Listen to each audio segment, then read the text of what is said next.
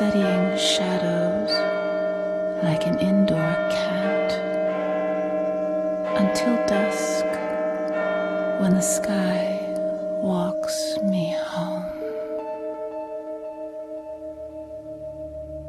How far has the ancient Illuminati secret society network penetrated world politics? If you read the many books published about conspiracies, then you will learn that many leading authors have alleged that British Prime Minister Tony Blair is a high-ranking Freemason.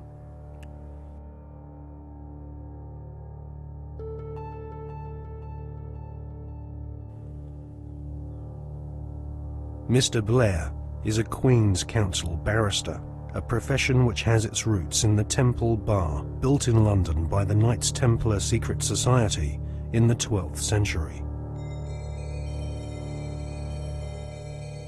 According to many authors, Tony Blair follows the tradition of Masonic membership amongst large numbers of barristers and judges. Mr. Blair is allegedly a member of the 1591 Studholme Masonic Lodge, which meets, amongst other places, at the Café de Paris in London. The Prime Minister has defended his role in lobbying on behalf of a wealthy Labour Party donor who was negotiating to buy a steel company from the Romanian government. Mr. Blair wrote a letter in support of Lakshmi Mittal, an Indian billionaire who lives in London. Mr. Blair said the letter was a standard one, written on the advice of the Foreign Office. However, opposition MPs are calling for an inquiry into allegations that his intervention helped to clinch the deal for Mr. Mittal's company, which is registered in a Caribbean tax haven. Our political correspondent, Norman Smith, reports. Lakshmi Mittal donated more than £100,000 to Labour after the last election. Shortly after that, Mr. Blair wrote a letter to the Romanian Prime Minister in support of a successful bid by Mr. Mittal's company, L&M Holdings, to buy a Romanian steelworks.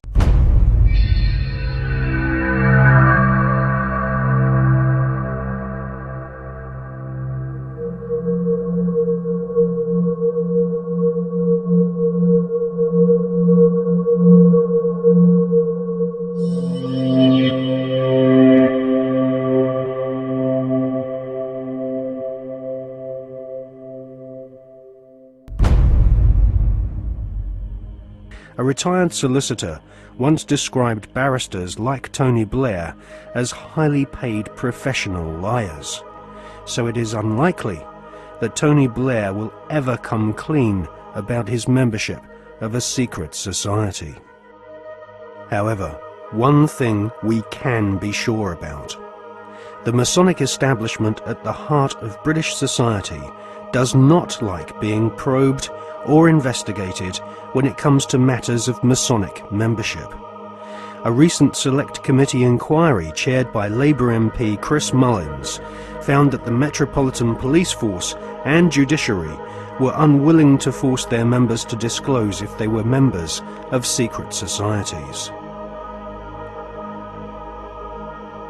In a series of embarrassing revelations in the 1970s and 1980s, the British author Martin Short established that the Scotland Yard Vice Squad and senior CID officers were all Masons and taking bribes from pornographers in London's Soho. Martin Short estimates that 1 in 6 British police officers are Masons, and that there are approximately 600,000 Freemasons in Britain today.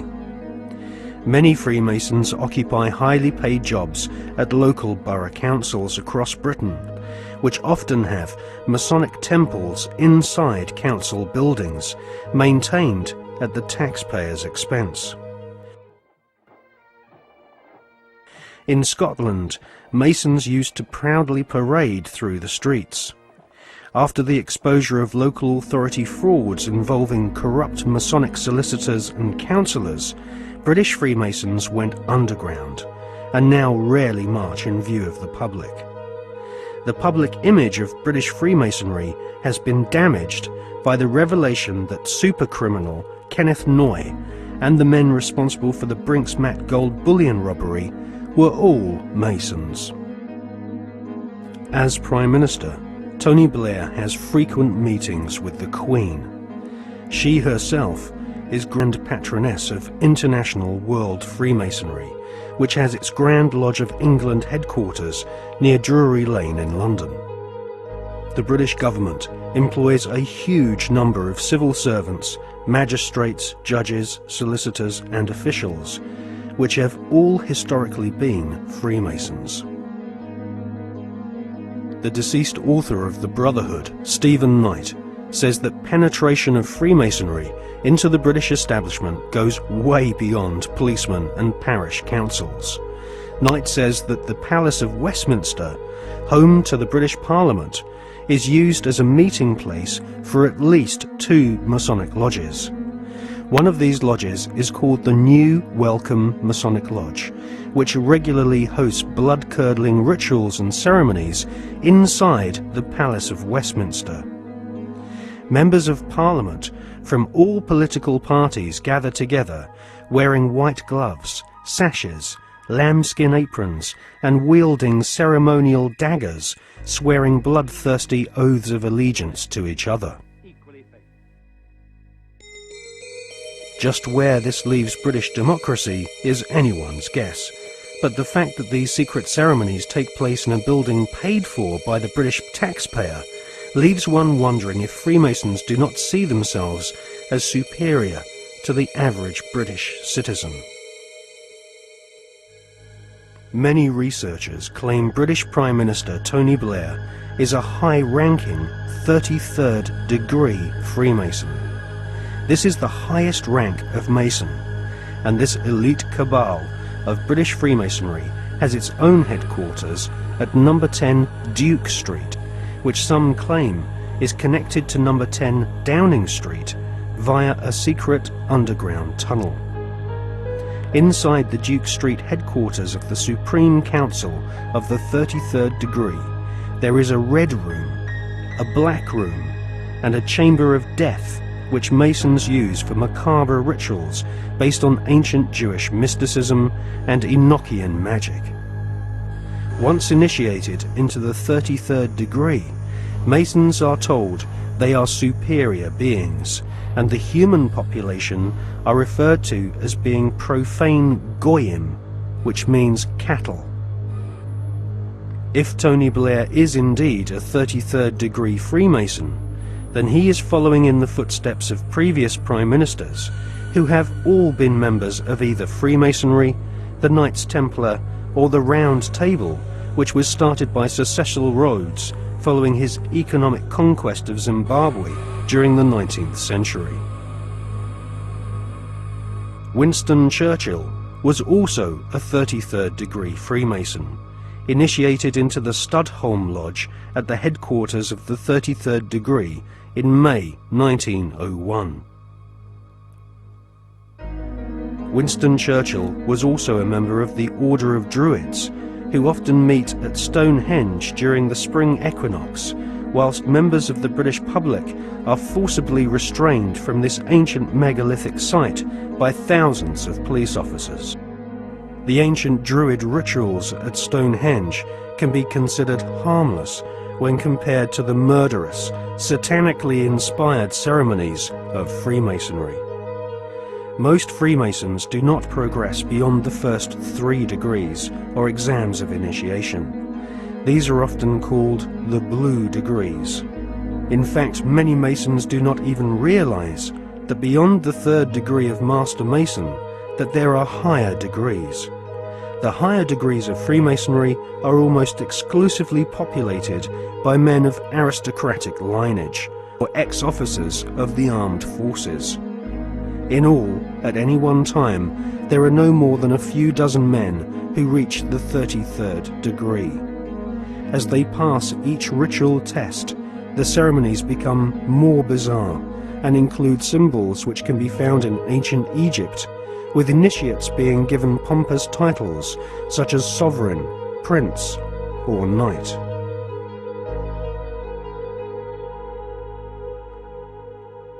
When we see Tony Blair meeting with George Bush Jr., we are actually seeing 2 knights of secret orders. Blair is rumoured to be a sovereign knight of Malta, whilst Bush is confirmed as being a knight of Eulogia, his title bestowed upon him whilst laying in a coffin at the Skull and Bones Secret Society headquarters at Yale University. Blair and Bush claim to have democracy and freedom as their #1 priorities, but both have sworn blood-curdling oaths of allegiance to ancient Babylonian, Egyptian and Jewish demon gods. Both have sworn on pain of death not to reveal the secrets of their Masonic orders. Both have been initiated into the age-old Illuminati global network, which is obsessed with death and murder. I mean, are we being ruled by politicians who consult with Baphomets and demons? Yes, we are. The way the world is structured is like a compartmentalized pyramid, and it's pyramids within pyramids, like Russian dolls, one doll inside a bigger doll inside a bigger doll. So you'll have a compartmentalized pyramid that is the British government, for instance, where the people at the bottom don't know what the top is really going towards, what the agenda really is. Just as in in a bank, you've got a bank, and the people at the bottom of the bank who take the checks over the counter, they don't know what's going on above them, and they don't know what's going on above them. And eventually, in all these pyramids, you have a tiny little number of people at the top that are actually the only people that know how the whole game fits together. Everyone else is just playing their part in ignorance. And so what the Illuminati do is they make sure that only their people, or those that are not a problem to them, will reach those levels of power in which decisions have to be made to push this agenda forward. When people say sometimes, well, you see these people everywhere, you see these one and these one other. No, hold on a second. No, they're at these high positions of power. Therefore, because of this process of filtering them out, if you're not one of us, mate, you ain't going to get sponsored by the right people to get these positions of power. And if you slip through the net, there's going to be a scandal, or there's going to be something we're going to bring up that's going to bring you down because you're not one of our guys. And so therefore, the ratio of people who are into these dark satanic rituals, etc., to positions of real power in the world are very, very high compared with the general population, where it's nothing like as high, of course. And so the question answers itself, in my experience, when people say, do you think the Prime Minister of Britain's involved? And my reply is he the Prime Minister of Britain? Yeah, well, he's involved, particularly Britain, because the reason, you see, that you cannot put a cigarette paper between the British Prime Minister ever and the President of the United States, whether Democrat or Republican, is because both are answering to exactly the same masters. And Blair and Bush, who are gophers, I mean, the real power you don't see. They're just, they're on public display, they're still at gopher level. They are far more terrified of those in the shadows dictating to them than they are of public reaction to them. Because the most that public reaction can do is kick them out. It's not the most that the people in the shadows can do. I was talking years indeed before Blair came to power, that Blair was a chosen one and that he would be brought through. And one of his tasks would be to take Britain into the euro, among many other things. And this is why Bush and Blair speak from the same song sheet, because the same people are handing out the song sheets. So yes, absolutely is involved. And so are the British royal family in horrendous rituals that go on at places like Balmoral. And if what really goes on comes out, and it will, people like Bush and Blair and the British royal family will have to reincarnate many times to complete the sentence.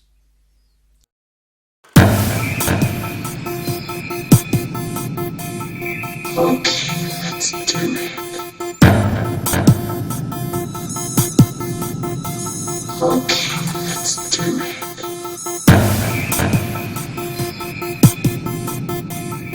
Okay, let's do it.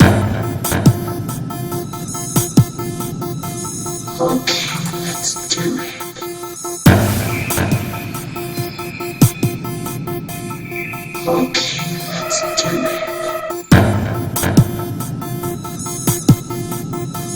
Okay, let's do it.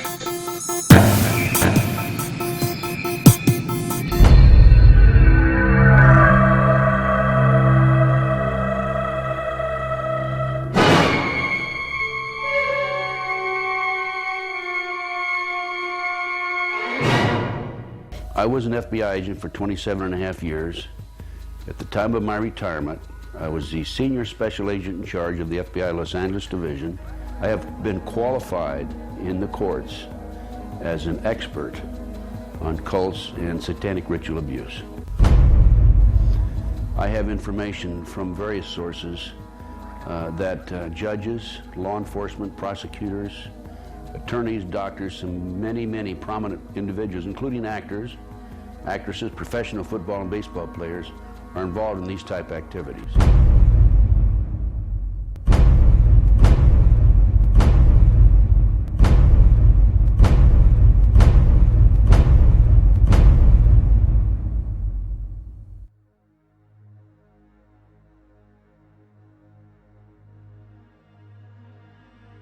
If you go back 225 or 30 years ago, you have what we call the Illuminati that was established in 1776. And the goals of the Illuminati, this is all very well documented, are to take over the world. One of the best ways of taking over the world is to control people's minds and to take over a country through the control of the minds. So what's happening in America, and based on my research and my interviews with numerous individuals, is that the powers that be, the higher-ups, the people in the Illuminati, are using the satanic cults as a means and as a tool to condition individuals and to make them victims of the mind control, MK Ultra mind control program. There's probably close to 4 million practicing Satanists in the United States alone, based on my intelligence information.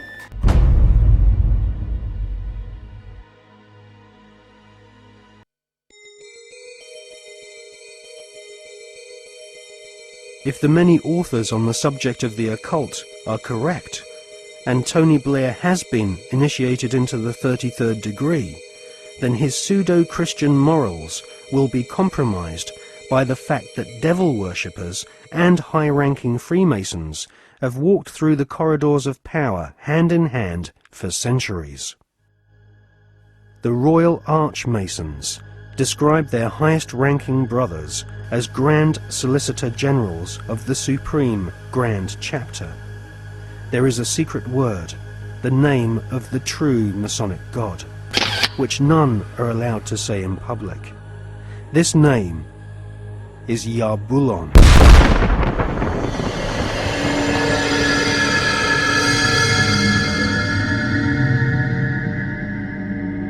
The Masonic God is not the same God of the Bible, which the Masons call Adonai. Yarbulon has been described by Christian minister Canon Brian Brindley as an unholy compound of the Hebrew name of God, Jehovah, with the heathen names for Baal and Osiris. The highest ranks of Freemasonry utter Yarbulon as the one sacred and mysterious name of God. Yarbulon is a tripantheon Masonic god, in part deified as the historical Baal, which the Oxford English Dictionary confirms as being a Hebrew word. Baal is the chief male deity of the Phoenician and Canaanite nations. To the tribes of the Old Testament, Baal was the devil himself.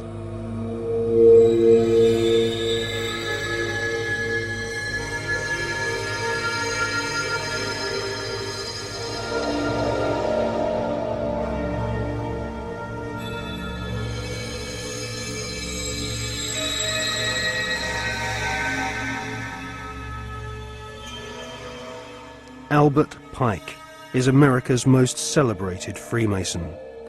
Pike was Grand Commander Sovereign Pontiff of Scottish Rite Freemasonry in the southern and western United States from 1859 to 1891.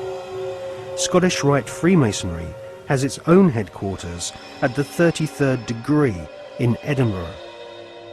The United Grand Lodge of England has tried to deny that the true god of Masonry is Yarbulon, or has anything to do with the devil. But Albert Pike describes Yarbulon as a symbol of the infinite and eternal Godhead, a mongrel word whose name has been for 2,000 years an appellation of the devil.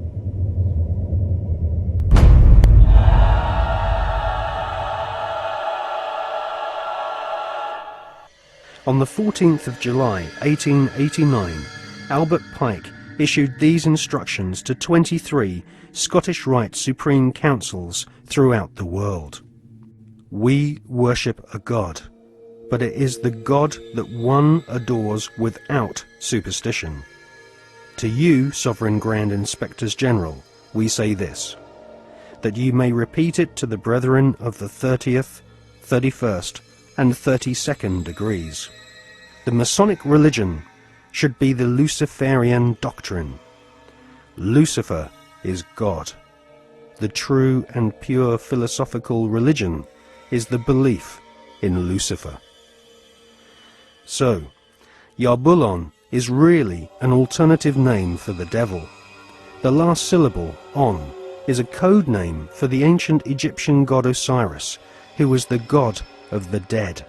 There can be no doubt that the Scottish Rite form of Freemasonry in America and Britain is controlled by high-ranking 33rd degree Masons who worship Satan or Lucifer as their god.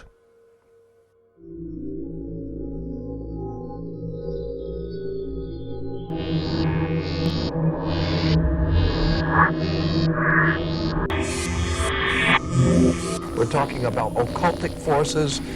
We're talking about the five-pointed pentagram, which was used by satanic worshippers for thousands of years. If you take the 5 points off of a five-pointed star, or a pentagram, you have left in the middle a pentagon. The pentagon is directed toward the North Star because, according to the ancient Babylonians, that's where you gathered power from the gods of the North in war.